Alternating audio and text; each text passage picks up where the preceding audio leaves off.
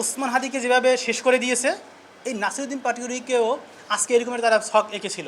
আমাদের কাছে টাকা নাই, পয়সা নাই, সন্ত্রাসী নাই, ক্যাডার বাহিনী নাই, কিন্তু যাদের সন্ত্রাসী বাহিনী আছে তাদের বিরুদ্ধে আমাদেরকে লড়তে হচ্ছে। নির্বাচনী মাঠ নাসিরউদ্দিন পাটোয়ারি ভাইয়ের পক্ষে যত বুঝতেই আসতেছে, তারা আরও হিংস্র থেকে হিংস্রতর হয়ে যাচ্ছে।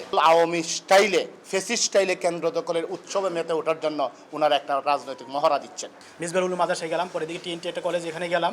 পরে আমাদের পূর্ব নির্ধারিত শিডিউল অনুযায়ী আমরা হাবিবুল্লাহ বাহার কলেজে ওখানে গেলাম। কিন্তু যাওয়ার পরে সাধারণ যে ছাত্র ছিল যারা, তারা আমাদেরকে ফুল দিয়ে প্রথমে গ্রহণ করলো। কিন্তু এখানে আমি যতটুকু মনে করি, আমার মনে হচ্ছে যে এরা ওসমান হাদিকে যেভাবে শেষ করে দিয়েছে, এই নাসিরউদ্দিন পাটোয়ারিকেও আজকে এরকমের তারা ছক এঁকেছিল। কিন্তু আমরা ছিলাম এবং আমাদের অঙ্গ সংগঠনের লোকজন ছিল, 11 দলীয় ঐক্যজোটের লোকজন ছিল বিদায় এটা তারা পারে নাই।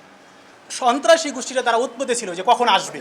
ঠিক যখন ভিতরে ঢোকার পরে আমাদের উপর থেকে ডিম, ইট এবং এর আগে আপনারা দেখবেন যে আপনাদের ভিডিও ফুটেজগুলো দেখবেন, ওখানে ওরা মানে এমনভাবে চাচ্ছিল, যেমন ওই যে আপনাদের বলেন মৌমাছি যেরকমের ধরে না, ঠিক আমাদেরকে ওইভাবে ওরা ধরে ফেলেছিল। ভাবছিলাম আমাদের সবগুলোকে শেষ করে দিবে, কিন্তু আমরা তো জুলাই যোদ্ধা, ঠিক আছে, আমরা 36 জুলাই আমরা রক্ত দিয়েছি রাজপথে। তো আমাদেরকে এভাবে ওই একটু ইট মারিয়া, ডিম মারিয়া, একটু হুমকি দিয়ে দামকি দিয়া আমাদেরকে দমাইতে পারবে না। আমরা ছিলাম, আমরা আছি, আমরা থাকবো। আমাদেরকে তারা বের হওয়ার সুযোগ দেয় নাই। পেছন থেকে নাসিরউদ্দিন পাটোয়ারি ভাইয়ের উপর আবার হামলা করছে। তখন আমরা যারা ছিলাম পাটোয়ারি ভাইয়ের সাথে আশেপাশে, আমরা 7-8 জন আহত হই। আমি নির্বাচন কমিশনকে এবং সরকারকে আহ্বান করব, আপনারা অনতিবিলম্বে আজকের এই ঘটনার সুষ্ঠু তদন্ত সাপেক্ষে বিচারের আওতায় নিয়ে আসুন সন্ত্রাসীদেরকে।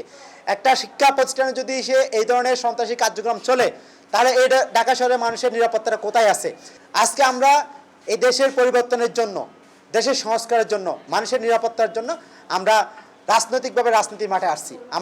আমাদের কাছে টাকা নাই, পয়সা নাই, সন্ত্রাসী নাই, ক্যাডার বাহিনী নাই, কিন্তু যাদের সন্ত্রাসী বাহিনী আছে তাদের বিরুদ্ধে আমাদেরকে লড়তে হচ্ছে। আজকে পুলিশ প্রশাসন তাদের পক্ষে হেলে গেছে, নির্বাচন কমিশন তাদের পক্ষে হেলে গেছে। আমি সাধারণ মানুষের কাছে বিচার দিব, এই দেশবাসীর কাছে বিচার দিব। আপনারা আগামী 12 তারিখ নাসিরউদ্দিন পাটোয়ারি ভাইকে শাপলাকলি মার্কায় জনরায় দিয়ে সন্ত্রাসীদের বিরুদ্ধে আপনাদের প্রতিবাদ জানাবেন। যে অনাকাঙ্ক্ষিত ঘটনা ঘটে গেল, এটা দেশবাসীর জন্য 24 জুলাই পরবর্তী ঘটনার জন্য এটা অত্যন্ত মর্মাহত, দেশব্যাপী আশাহত। জুলাই যোদ্ধারা, জেনজিরা এটাকে কোনোভাবে মেনে নিতে পারে না। কারণ আমাদের প্রতিপক্ষ যারা আছে, আমরা প্রতিপক্ষ বলবো না, প্রতিযোগী যারা আছে, নির্বাচনী মাঠ নাসিরউদ্দিন পাটোয়ারি ভাইয়ের পক্ষে যত বুঝতেই আসতেছে, তারা আরও হিংস্র থেকে হিংস্রতর হয়ে যাচ্ছে। আমরা মনে করি, আমরা আহ্বান করব, নির্বাচন তো একটা উৎসবের শেষে আমরা সকলেই আবার একই জায়গায় থাকবো, একই ক্যাম্পাসে থাকবো, একই মার্কেট থাকবো, একই এলাকায় থাকবো। আমরা যেন ভুলে না যাই, এটা আমাদেরই দেশ, আমাদের সমাজ, আমাদের রাষ্ট্র, আমাদের গঠন করতে হবে।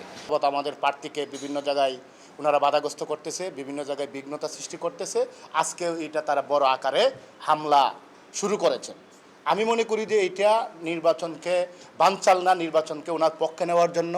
নির্বাচনের দিন কেন্দ্র দখল, ভোট চুরি এবং কেন্দ্র দখল আওয়ামী স্টাইলে, ফেসিস্ট স্টাইলে কেন্দ্র দখলের উৎসবে মেতে ওঠার জন্য ওনারা একটা রাজনৈতিক মহড়া দিচ্ছেন। আমাদেরকে বই দেখানোর চেষ্টা করতেছেন, বই পেয়ে যদি যাতে করে আমরা ঘরে ঢুকে যাই, বই পেয়ে যাতে আমরা মাঠে ময়দানে কাজ না করি, ওনারা এই চেষ্টা অব্যাহত রাখছেন। আমি মনে করি জনাব মির্জা আব্বাসের এই চেষ্টা ওনার জন্য বুমেরাং হবে।